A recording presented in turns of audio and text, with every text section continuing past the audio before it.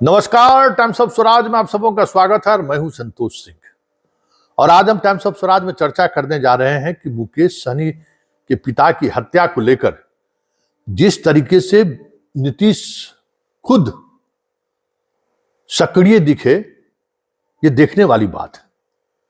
अमूमन हत्या के चंद घंटों के अंदर ही पुलिस को बहुत सारी जानकारी मिल गई है और पुलिस देर रात तक इस मामले का खुलासा भी कर सकती है, लेकिन सरकार की सक्रियता देखने वाली बन रही थी।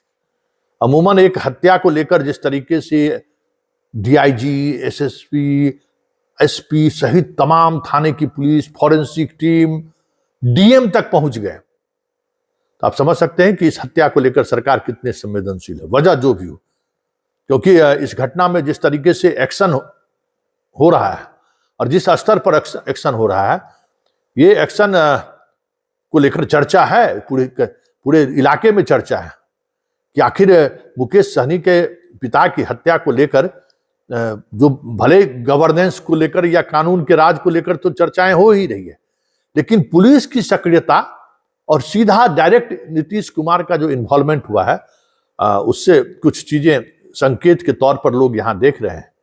क्योंकि पिता और पुत्र के बीच कोई बहुत मधुर रिश्ता नहीं था। पिता अपनी अलग विरासत संभाल रहे थे, बेटे से कोई उनका वास्ता नहीं था।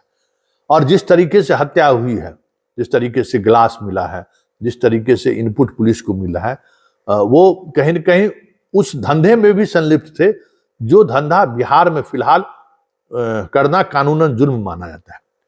तीनों गिलास में कहीं न कहीं शराब के स्मेल आ रहे थे। उसकी फॉरेंसिक जांच भी हो रही है। पोस्टमार्टम में भी इस बात का ख्याल रखा जा रहा है कि उनके शरीर के अंदर में रात कितने बजे घटना घटी है और कुछ शराब तो ये नहीं लिए हैं। और ये भी खबर आ रही है कि जो शराब सिंडिकेट है बिरौल का, उस सिंडिकेट से कहीं न कहीं इनको कुछ इबादत तो नहीं हुई है, कोई विवाद तो नहीं हुआ है। क्योंकि हत्या में भले ही ये दिखाने की कोशिश हुई है, एक इंडिकेशन तो ये है कि लूट का मामला तो नहीं है। दूसरा इंडिकेशन इस तरीके से हत्या किया गया है जैसे लगता है कि कोई जबरदस्त प्रतिशोध हुई हत्यारे के मन में। गुप्तांग का काट लेना, पेट काट लेना, छाती काट देना, तो ये सारी चीजें जो हैं दिखाती है कि बहुत आक्रोश है हत्यारा का।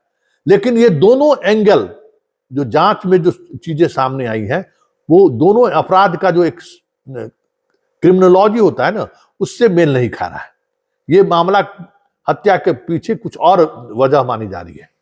महिलाएं भी इस तरीके की हत्या में अक्सर वजह मानी जाती है कि कहीं न कहीं कुछ ऐसे लोगों के परिवार के साथ कुछ न कुछ इस तरीके की घटनाएं घटी हैं जिसको लेकर हत्यारा काफी आक्रोशित था। ये दोनों हत्या के स्थल से जो दो चीजें सामने आ रही थी, ये दो बातें आ रही थी, लेकिन पुलिस को तीसरे एंगल का भी पता चला है कि ये दो एंगल नहीं भी हो सकते। जो एंगल तीसरा, जिस एंगल पर पुलिस आगे बढ़ रही है और कह रही है कि किसी भी समय हम खुलासा कर सकते हैं, वो एंगल कहीं न कहीं शराब का जो सिंडिकेट गांव-गांव में फैला हुआ है, उस सिंडिकेट की तरफ इशारा करता है। जरा सुन लीजिए डीएम, एसपी और मुकेश सहनी के जो करीबी रिश्तेदार हैं वो क्या कह रहे हैं। जैसे देखिए, आप लोग देख रहे हैं कि ये घर गांव के एक किनारे पे स्थित है। शायद इसीलिए रात में पड़ोसियों को सूचना नहीं मिली है।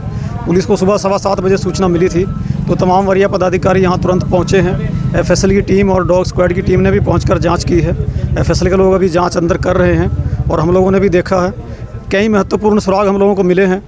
हम लोग उद्भेदन के बहुत ही नज़दीक हैं और पूरी कोशिश है कि आज ही घटना का हम लोग उद्भेदन कर दें और अपराधियों की गिरफ्तारी सुनिश्चित की जाएगी। बहुत जल्दी आप लोगों को और विस्तृत जानकारी भी दी जाएगी। सर, क्या लगता है कि वो चोरी के अंदर घटना या फिर हत्या के नियत से आया गया था?